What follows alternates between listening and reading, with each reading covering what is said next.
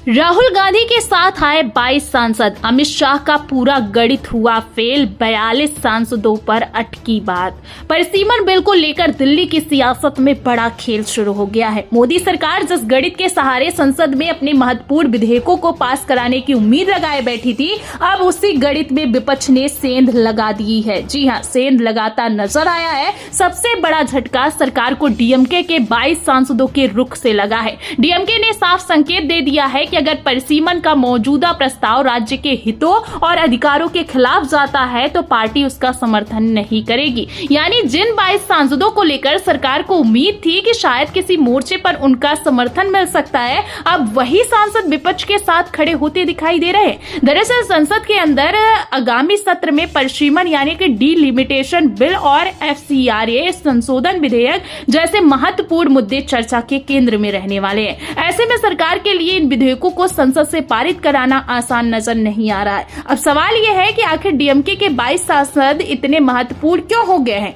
तो इसकी वजह दोस्तों ये है कि संसद का मौजूदा राजनीतिक गणित जो है वो काफी ज्यादा महत्वपूर्ण हो जाता है। तमिलनाडु की सत्तारूढ़ डीएमके लंबे समय से परिसीमन के मुद्दे पर दक्षिण भारतीय राज्यों के हितों की बात करती रही है। डीएमके का तर्क है कि अगर जनसंख्या के आधार पर लोकसभा सीटों का बड़ा फेरबदल किया जाता है तो उन राज्यों को नुकसान हो सकता है जिन्होंने जनसंख्या नियंत्रण के मोर्चे पर बेहतर प्रदर्शन किया।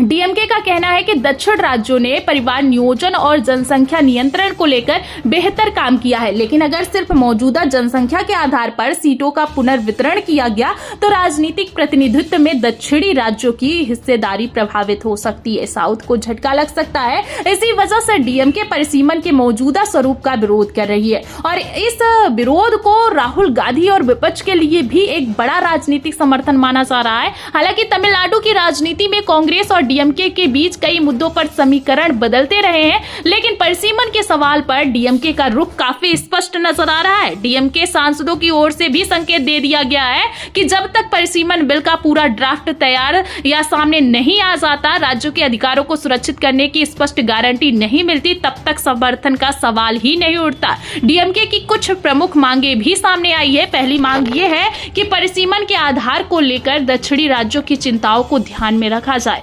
दूसरी मांग है कि सीटों में बढ़ोतरी का फार्मूला सभी राज्यों के लिए समान होना चाहिए और तीसरी सबसे अहम बात यह है कि बिल में राज्यवार सीटों के संभावित आवंटन को स्पष्ट किया जाए ताकि राज्यों को यह पता हो कि परिसीमन के बाद उनकी राजनीतिक हिस्सेदारी कितनी रहने वाली है। अब जरा इस पूरे मामले को अमित शाह के राजनीतिक गणित से समझिए। सरकार के सामने सिर्फ डीएमके के 22 सांसदों का सवाल नहीं है, दूसरी तरफ तृणमूल कांग्रेस से जुड़े सांसदों को लेकर भी संसद के अंदर राजनीतिक समीकरण लगातार बदलते दिखाई दे रहे हैं। टीएमसी के कुछ सांसदों के रुख को लेकर पहले अलग अलग तरह की राजनीतिक चर्चाएं थी, लेकिन अब कुछ सांसदों ने पार्टी लाइन के साथ रहने और एनडीए का समर्थन नहीं करने का संकेत दे दिया है। यानी जिन सांसदों को लेकर सरकार को उम्मीद थी, अमित शाह को उम्मीद थी, वह किसी महत्वपूर्ण वोटिंग के दौरान उसके पक्ष में जा सकते हैं, वहां भी तस्वीर पूरी तरह साफ नहीं है। यानी कि अमित शाह को यहां भी जो है बहुमत जुटाने में काफी ज्यादा परेशानियों का सामना करना पड़ेगा, क्योंकि जो एक एक सांसद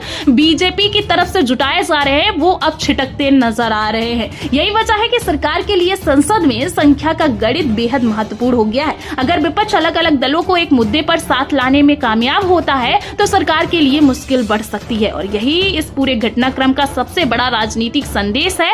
राहुल गांधी के नेतृत्व में विपक्ष अगर परिसीमन जैसे संवेदनशील मुद्दे पर दक्षिण भारत के दलों को एक मंच पर लाने में कामयाब होता है तो ये मोदी सरकार के लिए सिर्फ संसद का गणित नहीं बल्कि एक बड़ी राजनीतिक चुनौती भी बन सकती है, क्योंकि परिसीमन सिर्फ सीटों की संख्या बदलने का मुद्दा नहीं है, इसका सीधा असर आने वाले वर्षों में देश के राजनीतिक प्रतिनिधित्व पर पड़ सकता है। खास तौर पर दक्षिण भारत के राज्यों की सबसे बड़ी चिंता यही है कि कहीं जनसंख्या नियंत्रण में बेहतर प्रदर्शन करने की उनकी राजनीतिक कीमत न उन्हें चुकानी पड़े। यही वजह है कि तमिलनाडु समेत दक्षिण भारत के कई राजनीतिक दल इस मुद्दे पर बेहद सतर्क नजर आ रहे हैं।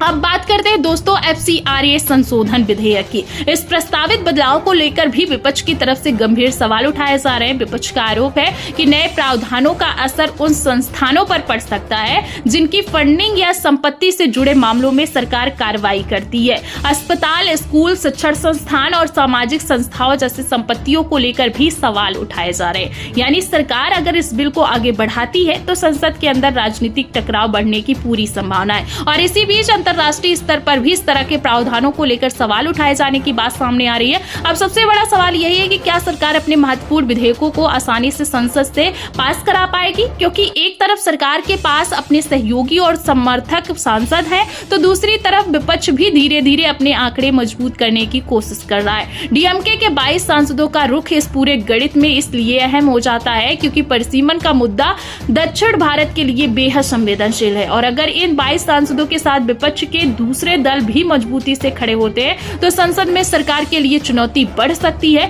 यानी अमित शाह जिस राजनीतिक गणित के सहारे आगे बढ़ने की रणनीति बना रहे थे उसमें अब नए समीकरण जुड़ गए हैं। फिलहाल तस्वीरें पूरी तरह साफ नहीं है। बिल का अंतिम ड्राफ्ट सामने आने के बाद ही पता चलेगा कि कौन सा दल किसके साथ खड़ा होता है और संसद में वोटिंग के समय वास्तविक स्थिति क्या रहती है। लेकिन इतना जरूर है कि परिसीमन के मुद्दे ने दिल्ली की राजनीति को गरमा दिया है। एक तरफ मोदी सरकार इसे आगे बढ़ाने की तैयारी में है, यानी कि इसे बिल को पास कराने में जुटी हुई है और अपना जो है साम दाम दंड भेद सबका प्रयोग कर रही है, तो दूसरी तरफ विपक्ष और दक्षिण भारत के कई दल इस प्रावधानों को लेकर सवाल उठा रहे हैं, इसके खिलाफ खड़े।